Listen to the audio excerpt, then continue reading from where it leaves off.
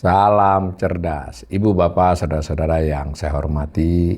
Sesi komentar berita kanal Auli Rizky kali ini menyoroti masih tentang IHSG yang shock, yang sempat drop 2 hari. Tetapi kali ini berita yang bersumber dari pernyataan petinggi Danantara. Nah, judulnya IHSG shock, Danantara beri sinyal lakukan intervensi. Ditayangkan oleh Bloomberg Technos pada tanggal 29 Januari sore ya, jam 17.20. Berarti setelah penutupan pasar kemarin. Ini menarik menurut saya berita ini. Ini ada gambar Pak Pandu ya, petinggi yang dimaksud dari Danantara, Pandu Sahrir.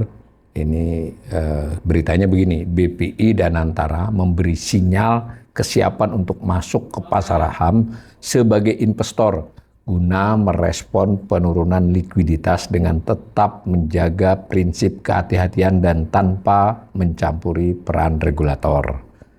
Nah, hal ini sekaligus menjawab perihal indeks harga saham gabungan yang mengalami penghentian sementara perdagangan trading halt selama 2 hari berturut-turut buntut keputusan MSCI terkait transparansi free float.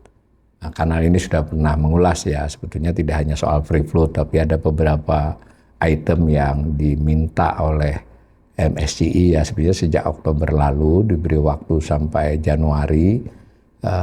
Disebut juga kemudian terjadi perbaikan dari Oktober sampai Januari, tapi disebut oleh MSCI perbaikan minor, sedikit saja perbaikannya, masih belum sesuai yang direkomendasikan oleh MSCI. Sehingga MSCI melakukan tindakan dengan melakukan penghentian sementara juga untuk tidak memasukkan saham-saham Indonesia ke dalam indeksnya, dan masih memberi waktu sampai bulan Mei untuk memenuhi rekomendasi mereka. Kalau tidak, mungkin akan ada tindakan-tindakan lain lagi.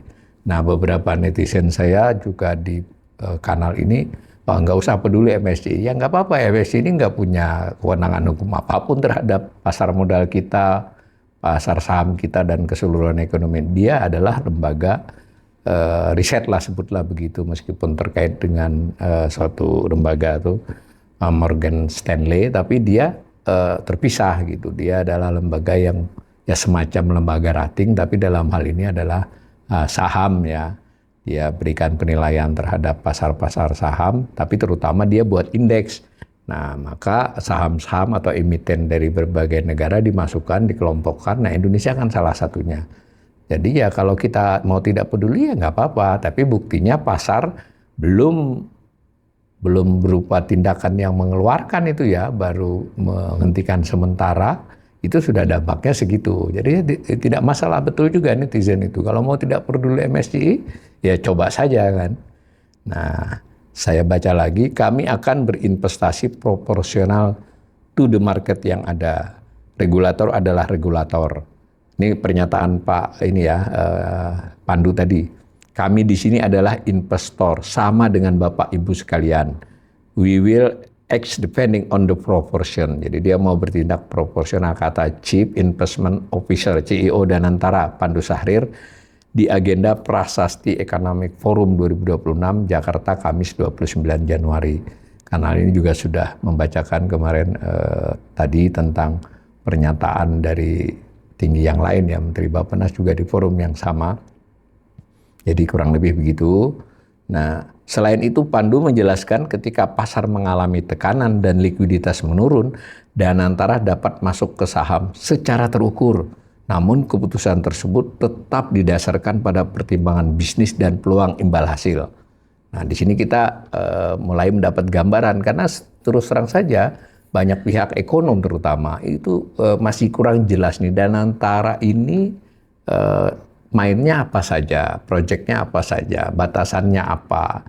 Bahkan kita belum tahu laporan keuangan Danantara kan, kita hanya dapat narasi-narasi dari berita-berita baik dulu waktu awal, kemudian setelah perjalanannya ada pernyataan-pernyataan mau masuk proyek ini, ada informasi juga asing masuk bersama-sama ke Danantara dalam satu proyek, tapi kita belum mendapatkan laporan yang relatif utuh Danantara ini apa saja. Nah, ini kita jadi dapat tambahan informasi Danantara ternyata juga ikut main saham, kan begitu aja, trading, ikut perdagangan saham.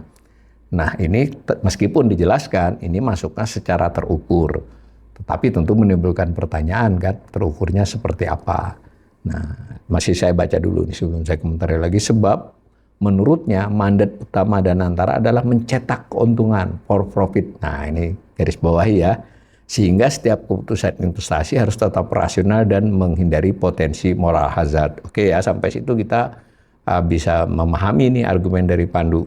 Ia juga mengungkapkan Danantara sejatinya telah mulai masuk ke pasar modal Indonesia secara bertahap sejak akhir tahun lalu. Nah ini berita menarik ini ya. Ini dia udah masuk sejak akhir tahun lalu. Namun langkah tersebut dilakukan secara senyap agar tidak memicu distorsi pasar. Oke ya. Logis, tapi boleh dong saya sebagai ekonom memberi komentar. Loh, kalau begitu kenaikan kemarin di akhir tahun, ya November, Desember, bahkan sampai sebelum terjadinya trading halt itu, bagaimana IHSG menanjak cukup signifikan dan bahkan dibanggakan oleh Purbaya misalnya sebagai indikasi ekonomi kita kuat, dan beberapa petinggi lain juga menyatakan begitu. Loh, kalau begitu salah satu sebabnya masuknya Danantara dong ke situ. Meskipun dikatakan oleh Pandu ini terukur. Ya terukur, kita kan tidak tahu saham-saham apa yang dibeli sehingga itu bisa dikatakan terukur. Nah, gitu. Nah, dan berarti juga kita tidak tahu ketika terjadi drop itu termasuk yang menurun atau yang tidak itu. Nilai-nilai saham yang diintervensi itu kalau menurun berarti kan rugi, meskipun tentu kerugiannya masih belum terrealisasi ya, masih akan terjadi dinamika di saham tersebut. Nah, dan yang lebih penting, nah salah satu kritik yang menimbulkan MSCI memberikan rekomendasi adalah kurangnya transparansi di bursa saham Indonesia, di pasar saham Indonesia. Ya kalau bahasa kita yang ngepop ya banyak terjadi gorengan. Kalau istilah dia adalah pembentukan harga yang terkoordinasi. Ya kalau terkoordinasi berarti kan kita tidak tahu ini, apakah dalam terkoordinasi ini jangan-jangan Danantara salah satunya. Kalau begitu justru terlibatan Danantara yang relatif senyap itu justru menjadi salah satu sorotan. Saya tidak tahu ya, ini hanya komentar saja, silakan pemirsa juga menimbang-nimbang, dan kita butuh keterangan-keterangan lebih lanjut nih dari pihak Danantara. Nah saya baca lagi, adapun untuk strategi ke depan, Pandu menegaskan Danantara akan fokus pada saham-saham dengan fundamental kuat. Oke nih ya, pertanyaannya yang sudah terjadi, apakah itu juga pertimbangannya? Likuiditas tinggi, fundamental kuat, likuiditas tinggi, dan valuasi yang menarik. Ya berarti kalau dia masuk situ, dia istilahnya ya long ya, pegangnya itu untuk dipegang long, likuiditasnya tinggi, kalau sewaktu-waktu butuh dicairkan juga mudah, dan valuasinya menarik ya. Jadi berarti tetap ada aspek trading ya, tidak hanya aspek dividen.